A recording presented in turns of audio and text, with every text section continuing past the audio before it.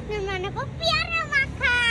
দাও পেয়ারা নিছি একটা, দেখো কত বড় পেয়ারা, দেখছো? এখন আমি ধুয়ে নিব পেয়ারাটা, ধুয়ে নেওয়ার পর আমি কাটে দিব। এই যে দেখো ধুয়ে নিতেছি আমি এখন, এই যে দেখো ধুয়ে নিতেছি আমি ভালো করে পেয়ারাটা।